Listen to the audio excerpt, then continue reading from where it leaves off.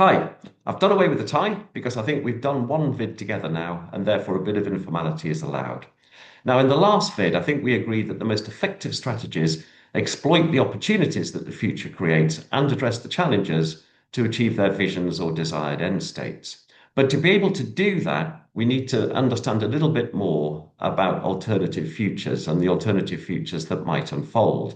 So that's what we're going to do today. And in doing that, I am, of course, going to draw on a lot of stuff that's in the book and also some slides from some courses I've run. So I left you with this slide at the end of the last vid. The bridge represents our strategy, which over the next, say, 3 to 5 years is hopefully going to take us from where we are today, which is bottom left in the picture, towards our vision on the far bank, which is top right. As we said in the last vid, there are lots of things happening in the strategic environment, most of which we have no real control over. These are things like political upheavals, conflicts, pandemics, economic downturns, as well as the actions of other actors. All this creates a hugely uncertain environment in which to operate and in which our strategy is trying to achieve its desired end state. What this means is that the future does not look like this, where there's just one inevitable outcome. It's more like this, with multiple alternative futures that could unfold depending on events, our own actions, and the actions of other actors. So we might think we're doing everything we need to reach the sunlit uplands of our desired future end state, symbolized by this rather attractive self-sustaining house in the future. But the future might not unfold like that. It might unfold in a way that means we end up in a very different place like this. In fact, it's not as straightforward as this with a few alternative futures. It's more like this with thousands of alternative futures. And the further into the future you go, the more alternatives there are. Now, I find this model, which is known as a futures cone, really helpful for understanding the future. But I'm only going to focus on three alternative futures. The first is the projected future. This is what the future would look like if nothing really changed. So if tomorrow was like yesterday and so on into the future. Then there's the probable future. This is what we think the future will look like if the trends and changes we're aware of pan out as we expect. At the macro level, this is things like climate change, economic policies, geopolitical tensions. And at the micro level, this is the changes taking place in the sector in which we're operating and as a consequence of the things we're already doing. But lastly, and most importantly, the preferable future. This is the future we want to unfold for our organization because this is the one that benefits us most and from an organizational perspective allows us to achieve our desired end state. If we understand the trends and changes that are likely to unfold, then we'll be well placed to exploit the opportunities they create and address the threats so that we can shape our own future and achieve our desired end state. But the problem is that identifying likely trends and changes in the future is not easy. This is the three horizons model, and again, I find it incredibly useful of a way of understanding the uncertainty of the future. Horizon one, which is the red line, is the things that are happening now and in the near future. We have a good understanding of how they might pan out, and although we might not do it, we probably know what we need to do to limit their impact. An example of this will be climate change. There are clearly very real threats, but there are also opportunities. And if you doubt that, just ask anyone in the renewables business. Horizon two is the blue line that starts in the middle.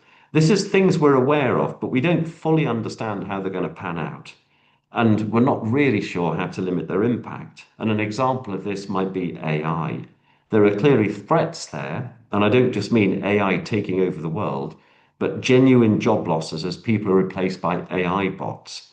But again, there are also some amazing opportunities, and you see these all around you every day. But as a strategist, what we're really interested in is Horizon 3 changes, which is the orange line on the diagram. This is the most interesting. And that's because these are things that are only emitting the very weakest of signals at the moment. And the chances are that we're going to miss them unless we're specifically looking for them. But they present a real opportunity for us.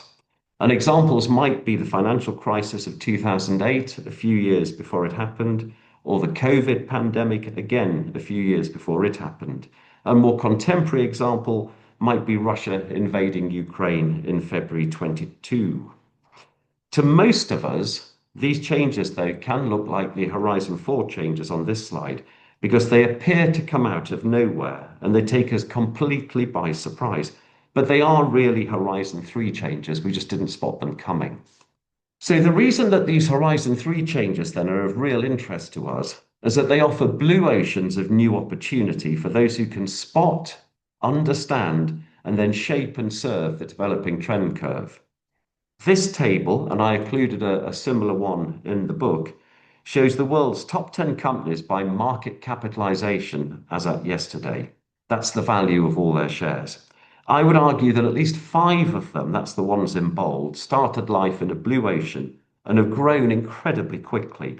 The people who founded these companies spotted an opportunity and end up selling us things in many cases that we didn't even know we needed at the time. That allowed them then to surf the trend wave all the way to the bank. Now, a great example of this is Amazon Prime. In the early 2000s, an Amazon engineer called Charlie Ward noticed that because of the way the environment around us was changing, many people were becoming increasingly time poor. He reasoned that these people were more time sensitive than resource sensitive and that they'd pay a premium for quick delivery. And in 2005, Amazon launched Amazon Prime, which guaranteed delivery within 2 days. By 2022, it had 230 million paying subscribers. So the big question then is how do you analyze these different alternative futures to be able to spot the opportunities and identify the threats, to be able to deliver your vision, to be able to achieve your desired end state? Well, we're going to look at that over the next week or so. But first, we're going to take a minor detour to look at wicked problems. And that's because most strategies, as well as having to deal with the uncertainty of the future, are also trying to resolve a big problem or a big issue in the future. And examples at the public sector, at the government level, could be illegal migration, the economy, could also be knife crime, those sorts of things. If you can't wait for the next installment, you can always get the book. Everything I'm talking about is in there. And I've put a link in the description on this post to a website or to my website and a page on my website that tells you about the book, gives you some reviews and gives you links to the book on Amazon.